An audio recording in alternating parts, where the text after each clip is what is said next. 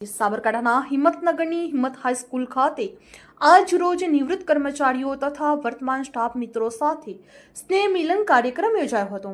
શાળામાં વર્ષ 1972 થી 2025 દરમિયાન કુલ 73 કર્મચારીઓ નિવૃત્ત થયા હતા, જેમાંથી 40 નિવૃત્ત કર્મચારીઓ આ કાર્યક્રમમાં ખાસ ઉપસ્થિત રહ્યા હતા। આ કાર્યક્રમની શરૂઆતમાં આચાર્ય S.S. પટેલે તમામ મહેમાનો અને સ્ટાફ મિત્રોને હાર્દિક સ્વાગત કરીને શાળાની પ્રગતિ વિશે માહિતી આપવામાં આવી હતી।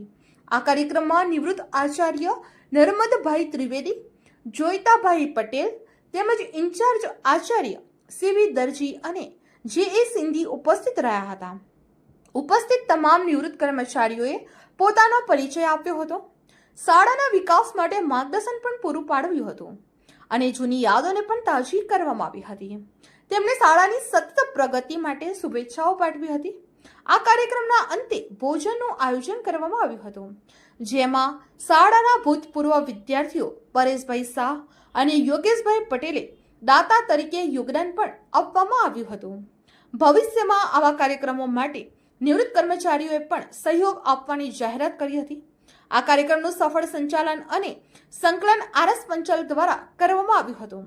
શાળાના સુપરવાઇઝર S.K. મનાદ, P.J. મહેતા તેમજ તમામ સ્ટાફ મિત્રો હાજર રહ્યા હતા।